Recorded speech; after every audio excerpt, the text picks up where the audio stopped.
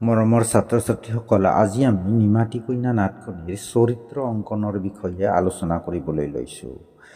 নিমাতী কন্যা প্ৰতীকধৰ্মী নাটখনিত ৰতনপুৰৰ ৰজা সবিতাপ্ৰিয়, পণ্ডিত আচাৰ্যদেৱ, মন্ত্ৰী জ্যোতিদেশৰ কুমাৰ ৰূপকোঁৱৰ, সুন্দৰৰ সাধক গন্ধৰ্ব ওজা, ৰাজকন্যা নিমাতী, নিমাতীৰ সখীয়েক ৰত্নাৱলী, চিত্ৰাৱলী, মুক্তাৱলী, ৰূপাৱলী, নিদ্ৰাৱলী, খেতিয়ক শিপিনীৰ লগতে নানা দেশৰ ছোৱালী ল'ৰা, কামৰূপৰ বেজ, পাৰস্যৰ বৃদ্ধ সম্ৰাট আদি নানা চৰিত্ৰৰ সমাৱেশ হৈছে। ইয়াৰ ভিতৰত ৰূপকোঁৱৰ, নিমাতী, সবিতাপ্ৰিয়, আচাৰ্য আদি চৰিত্ৰকেইটা প্ৰধান আৰু আন আন চৰিত্ৰসমূহ গৌণ চৰিত্ৰ ৰূপে অংকিত হৈছে। ৰূপকোঁৱৰ নাটিকাখনিৰ প্ৰথম দৃশ্যতে ৰূপকোঁৱৰৰ বৰ্ণনা নিমাতীৰ সখীয়েক নিদ্ৰাৱলীয়ে দাঙি ধৰিছে। ভুৱন ভুলোৱা ৰূপেৰে এক নবীন জোৱানে হাতত বীণ লৈ জনতাৰ প্ৰাণ যোগোৱা গীত গাইছে আৰু সপোনতে দেখিছে নিমাতী কন্যাই তেওঁৰ গীতত মুগ্ধ হৈ কথা ক'বলৈ লৈছে। তাৰ পাছত সেই ৰূপকোঁৱৰে পোহৰৰ সৈতে মিলি যোৱা নিদ্ৰাৱলীয়ে সপোনতে দেখিবলৈ পালে। ইয়াৰ জৰিয়তে নাট্যকাৰে ইংগিত প্ৰদান কৰিছে যে ৰূপকোঁৱৰ এজন সাধাৰণ মনুষ্য নহয়, তেওঁ পোহৰৰ দেশৰ পৰা অহা এক অলৌকিক শক্তি। তৃতীয় দৃশ্যত নীল সাগৰৰ দৰে এক পাৰ মনিব নোৱাৰা সৰোবৰ, তাৰ মাজত অতি সুন্দৰ ধৱল কান্তি প্ৰাসাদৰ বৰ্ণনা দি তাতে যে ৰূপকোঁৱৰে বাস কৰে তাৰ এক বৰ্ণনা দিছে। ৰূপকোঁৱৰ সংগীতৰ সাধক, তেওঁ তাতে থাকিয়ে গান গাইছে। মোৰ ৰাগ কৰবীৰে পতালবি পূজা, তোৰে সুৰেৰে মই ৰচিলোঁ কতনা গান, বুজা নুবুজা লবি পূজা। ৰূপকোঁৱৰে তাতে সুন্দৰৰ সাধনাত ব্যস্ত আৰু সিদ্ধি লাভ কৰিলেই মানুহৰ অন্তৰত ভক্তিৰ পোহৰ বিলাবলৈ আহিব। এই সংবাদ বৰাগী ভাতে আহি ৰাজসভাত জনোৱাৰ পাছতো কোনেও তেওঁৰ কথা বিশ্বাস নকৰিলে, বৰঞ্চ উপলুঙাহে কৰিলে। এনেতে ৰূপকোঁৱৰে সুন্দৰ কণ্ঠেৰে ৰাজপ্ৰাসাদৰ বাহিৰত গান গালে। তোমাৰ স্বৰৰ লহৰে অনন্তৰ অন্ত বিচাৰি তোমাতেই পায়। ভিখহুৰ বেগ ধৰি ৰাজসভাত প্ৰৱেশ কৰা ৰূপকোঁৱৰক তেওঁৰ পৰিচয় সোধোতে ক'লে, তেওঁ জ্যোতি দেশৰ পৰা আহিছে, সৌন্দৰ্যৰ উপাসক আৰু সকলো সৌন্দৰ্যৰ সাধক তেওঁৰ প্ৰজা। বাহ্যিক বেশভূষা দেখি ৰূপকোঁৱৰৰ কথা কোনেও বিশ্বাস নকৰিলে। কিন্তু যেতিয়া তেওঁৰ ভুৱনমোহন গানে নিমাতী কন্যাক ৰাজসভালৈ আকৰ্ষণ কৰি আনিলে, তেতিয়া সকলো স্তব্ধ হৈ পৰিল। প্ৰবল আত্মবিশ্বাসৰে ৰূপকোঁৱৰে গালে, মোৰ যত অভিনৱ গান, বিকশিত কমলৰ গন্ধ সমান, জানো জানো জগাবহি বিশ্বৰ প্ৰাণ। জ্যোতিপ্ৰসাদ আগৰৱালাৰ মানৱ প্ৰেমৰ আদৰ্শ আছিল বিশ্বজনীন। ৰূপকোঁৱৰ চৰিত্ৰটিৰ মাধ্যমেৰে তেওঁ এই বাণী প্ৰচাৰ কৰিছে। নিমাতী কন্যা নিমাতী কন্যাৰ চৰিত্ৰটি প্ৰতীকাত্মক। জন্মৰে পৰা নিমাতীয়ে কোনো মানুহৰ সৈতে বা অকলে মুখ ফুটাই কোনো কথা কোৱা নাই। অথচ তেওঁ বোবা নহয়, তেওঁ সকলো জানে বুজে, অথচ সুদীৰ্ঘ বছৰ মৌনব্ৰতী হৈ আছে একমাত্ৰ এগৰাকী উপযুক্ত সাধক পুৰুষৰ বাবে। সখীয়েকসকল ৰজা তথা পিতৃ সবিতাপ্ৰিয়, মন্ত্ৰী, আচাৰ্য, কৃষক কন্যা, দেশ বিদেশৰ কুঁৱৰী কুঁৱৰ, ৰজা সকলো ব্যৰ্থ হৈছে নিমাতীৰ মাত উলিয়াবলৈ। কাৰণ নিমাতীৰ সাধনাৰ সৈতে তেওঁলোকৰ সাধনাৰ মিল হোৱা নাই। অপূৰ্ব সুন্দৰী নিমাতীয়ে শেষত ৰূপকোঁৱৰৰ সাধনাৰ শক্তিৰ সৈতে একমত হৈছে আৰু তেওঁৰ সুৰেৰে সমগ্ৰ মানৱ জাতিক জ্ঞানৰ আলোকেৰে আলোকিত কৰাৰ সাধনাত সহযোগ কৰিছে। সেয়ে নাটিকাখনিৰ শেষত সুন্দৰৰ সাধকৰ জয়গান গাইছে এইদৰে: জয় ৰূপমুগ্ধ, জয় সুৰমুগ্ধ, জয় জয় অপৰূপ ৰূপকুমাৰ, ৰূপে ৰসে গন্ধে বৰ্ণে গানে, সুৰ লয় তানে মানে, লোৱা লোৱা প্ৰাণৰ পূজাৰ, সৰসু প্ৰচাৰ, জয় জয় অপৰূপ ৰূপকুমাৰ। ৰজা সবিতাপ্ৰিয় সবিতাপ্ৰিয় নামটোৰ অৰ্থ হৈছে যি সূৰ্য দেৱতাৰ প্ৰিয়। তেওঁৰ ৰাজ্য তথা দেশখনৰ নামো হৈছে ৰতনপুৰ।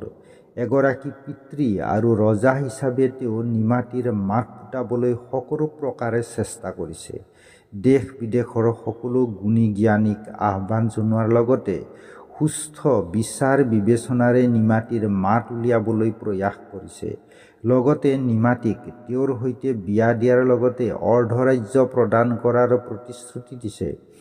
ৰাজসভাৰ সকলো ব্যক্তিয়ে বিশেষকৈ পণ্ডিত প্ৰবৰে ৰূপকোঁৱৰৰ বাহ্যিক বেশভূষা দেখি তেওঁক ৰাজসভাৰ পৰা ভিকহু বুলি বিতাড়িত কৰিবলৈ পৰামৰ্শ দিয়াৰ সময়তে সবিতা প্ৰিয়ই ৰূপকোঁৱৰ যে এগৰাকী অসামান্য ব্যক্তি এই কথা প্ৰকাশ কৰিছে। কিন্তু শুনা পণ্ডিত প্ৰবৰ, গান শুনি এই বৰাগীক সামান্য মানুহ বুলি ধৰা নাই মনে, হ'ব পাৰে কোনো সিদ্ধ যোগী মহাজন। ইয়াৰ মাজেৰে সবিতা প্ৰিয়ৰ গভীৰ অন্তৰ্দৃষ্টি প্ৰকাশ পাইছে। শেষ পৰ্যন্ত কিন্তু সবিতা প্ৰিয়ৰ এই আত্মবিশ্বাস পণ্ডিত আৰু ৰাজসভাৰ আন আন ব্যক্তিসকলৰ আপত্তিৰ সন্মুখত দুৰ্বল হৈ পৰিছে।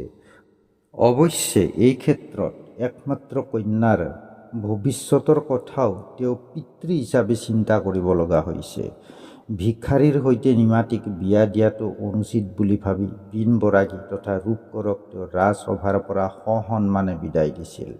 পিছে ৰূপকোঁৱৰে যেতিয়া প্ৰকৃত ৰূপ দিব্যৰূপ ধাৰণ কৰি নিমাতীৰ মাত উলিয়ালে, সকলো ৰূপকোঁৱৰৰ ওচৰত নতমস্তক হ'ল। ৰজা সবিতা প্ৰিয়ৰ বাক্য সফল হ'ল। আচাৰ্য পণ্ডিত প্ৰবৰ। নাটিকাখনিৰ পঞ্চম দৃশ্যত প্ৰৱেশ ঘটা পণ্ডিত প্ৰবৰৰ চৰিত্ৰটিক তথাকথিত মনুষ্যত্বহীন, অহংকাৰী, চতুৰ, ঈৰ্ষাপৰায়ণ আৰু নিজকে মহাজ্ঞানী বুলি জহাই ফুৰা মানুহৰ প্ৰতিনিধিৰূপে অংকন কৰা হৈছে। প্ৰধান শিষ্যৰ হতুৱাই পণ্ডিতে নিজৰ নাম যশ আৰু সামৰ্থ্যৰ কথা নিমাতীৰ আগত ব্যক্ত কৰাইছে। বেদ বেদান্ত পুৰাণ কাব্য দৰ্শন আদিতে সিদ্ধহস্ত পণ্ডিতে তেওঁৰ সমালোচনাৰ জোৰত অকবিকো কবি কৰিব পাৰে, মূৰ্খকো জ্ঞানী কৰিব পাৰে। বিতৰ্কত হাৰিলেও তেওঁ পৰাজয় স্বীকাৰ নকৰা আকুৰগোজ পণ্ডিত। বিতৰ্কত হাৰিলেও কৰি থাকে ফটফট জ্ঞানৰ ৰাজ্যৰ এওঁ প্ৰচণ্ড মাৰ্তণ্ড। মাৰ্তণ্ড অৰ্থাৎ জ্ঞানৰ ৰাজ্যৰ সূৰ্য বুলি কৈ নাট্যকাৰে তেওঁক বিদ্ৰূপ কৰিছে। পিছে এনে পণ্ডিতকো যেতিয়া নিমাতীয়ে তিলমানো গুৰুত্ব নিদি সেই স্থান পৰিত্যাগ কৰিলে, পণ্ডিত প্ৰবৰে খঙত উগ্ৰমূৰ্তি ধৰি কঁপিবলৈ ধৰিলে। কিন্তু তেওঁৰ খঙক গুৰুত্ব দিওঁতা কোনো নোলাল। শেষত নিমাতীক জন্মমূক বুলি ৰজা সবিতা প্ৰিয়ক বুজালে আৰু বিধাতাৰ লিখন বুলি সবিতা প্ৰিয়ই তাক মানি লোৱাৰ সময়তে বৰাগী ভাটি আহি জোনাকী কাৰেঙত বাস কৰা ৰূপকোঁৱৰৰ আগমনৰ কথা ক'লে। ৰূপকোঁৱৰৰ পৰিচয় পোৱাৰ পাছত পণ্ডিতে তেওঁক বলিয়া, ভিকহু, কাঙাল বুলি নানা অপমান কৰি ৰাজসভাৰ পৰা বাহিৰ কৰি দিবলৈ পৰামৰ্শ দিলে। শেষত যেতিয়া ৰূপকোঁৱৰে নিজৰ প্ৰকৃত স্বৰূপ প্ৰকট কৰি বিশ্ববিমোহন ৰূপ ধৰি গীতৰ সুৰেৰে নিমাতীৰ মাত উলিয়ালে, ৰাজসভাৰ আন আন ব্যক্তিসকলৰ লগতে আচাৰ্য তথা পণ্ডিত প্ৰবৰো নতমস্তক হ'বলৈ বাধ্য হ'ল। নাটিকাখনিৰ আন আন চৰিত্ৰ যেনে বৰাগী ভাটে ৰূপকোঁৱৰক নিমাতীৰ সংবাদ প্ৰদান কৰি নিমাতীৰ ওচৰলৈ অনাত সহায় কৰিছে। সখীয়েক ৰত্নাৱলী, নিদ্ৰাৱলী আদিয়ে নিমাতীৰ সংগ দিয়াৰ লগতে নিমাতী কন্যাৰ মাত উলিয়াবলৈ সকলো প্ৰকাৰে সহায় কৰিছে। এইদৰে জ্যোতিপ্ৰসাদ আগৰৱালাদেৱে নিমাতী কন্যা নামৰ গীতি নাটিকাখনিৰ মাধ্যমেৰে প্ৰতিষ্ঠা কৰিছে যে গৰ্ব, অহংকাৰ, ক্ষমতা, প্ৰতিপত্তি, বিদ্যাৰ গৰ্ব আদিয়ে মানুহৰ মনুষ্যত্ব বা অন্তৰাত্মাক জগাব নোৱাৰে। জগাব পাৰে অৰূপ তথা পৰম শক্তিৰ সাধনাৰে, কাৰণ সেই শক্তি হৈছে সৎচিত আনন্দময় অৰ্থাৎ সৌন্দৰ্যময়। ছাত্ৰ ছাত্ৰীসকল, এইখিনিতে আমি ৰূপকোঁৱৰ জ্যোতিপ্ৰসাদ আগৰৱালাদেৱৰ চমু পৰিচয় দি দিছোঁ। 1903 চনত অসমৰ ডিব্ৰুগড় জিলাৰ তামোলবাৰী চাহ বাগিচাত ৰূপকোঁৱৰ জ্যোতিপ্ৰসাদ আগৰৱালাৰ জন্ম হৈছিল। পিতৃৰ নাম পৰমানন্দ আগৰৱালা আৰু মাতৃৰ নাম কিৰণময়ী আগৰৱালা। মেট্ৰিক পৰীক্ষা পাছ কৰাৰ পাছত কলিকতাৰ নেশ্যনেল কলেজৰ পৰা IA পঢ়ি এডিনবাৰ্গ বিশ্ববিদ্যালয়লৈ যায় যদিও BA ডিগ্ৰী সম্পূৰ্ণ নকৰি জাৰ্মানীলৈ চলচ্চিত্ৰ নিৰ্মাণ আৰু পৰিচালনাৰ প্ৰশিক্ষণ গ্ৰহণ কৰিবলৈ যায়। তাৰ পৰা উভতি আহি অসমীয়া ভাষাৰ প্ৰথম বোলছবি জয়মতী 1935 চনত নিৰ্মাণ কৰে। জ্যোতিপ্ৰসাদ আগৰৱালা এগৰাকী বহুমুখী প্ৰতিভাশালী ব্যক্তি। তেখেত গীতিকাৰ, সুৰকাৰ, নাট্যকাৰ, লিখক আৰু বোলছবি নিৰ্মাতা। শোণিত কুঁৱৰী, কাৰেঙৰ লিগিৰী, ৰূপালীম, নিমাতী কইনা, সোণ পখিলী, লভিতা, খনিকৰ, কনকলতা আদি নাটক, ৰূপহী, বগীতৰা, সোণতৰা, যুঁজাৰু আদি গল্প, আমাৰ গাঁও উপন্যাস, শিশু সাহিত্য, বিবিধ প্ৰবন্ধ, কবিতা আদিৰে তেখেতে অসমীয়া সাহিত্যৰ ভঁৰাল চহকী কৰিছে। অনবদ্য সুৰ আৰু শব্দ সম্ভাৰেৰে ৰচনা কৰা গীতেৰে জ্যোতিপ্ৰসাদ আগৰৱালাদেৱে অসমীয়া সংগীতক সমৃদ্ধ কৰিছে, যাক জ্যোতি সংগীত ৰূপে জনা যায়। অসমীয়া লোকসংগীতৰ আধাৰত প্ৰদান কৰা সুৰে জ্যোতি সংগীতক চিৰযুগমীয়া কৰি ৰাখিছে। জ্যোতিপ্ৰসাদ আগৰৱালাদেৱে ৰচনা কৰা নাটকেইখনৰ সাহিত্যিক সৌন্দৰ্য তথা নাটকীয় আদৰ্শ বহু উচ্চ স্তৰৰ। ৰূপকোঁৱৰ জ্যোতিপ্ৰসাদ আগৰৱালাদেৱৰ ৰচনাৰাজিৰ মাজেৰে প্ৰকাশ পাইছে বিশ্বমানৱৰ কল্যাণ সাধনৰ আদৰ্শ, যাক তেওঁ সোণোৱালী দেশ বুলি অভিহিত কৰিছিল। কবিতাৰ মাজেৰে কৈছে, মানুহৰ হৃদয়ত মোৰ সোণোৱালী দেশ, নানা জাতি বৰ্ণ জিনি মই বিন্ধু বিশ্ববেশ। জনতাৰ হৃদয়ত মোৰ সোণোৱালী দেশ। 1951 চনত এইগৰাকী মহান শিল্পীৰ দেহাৱসান হৈছিল।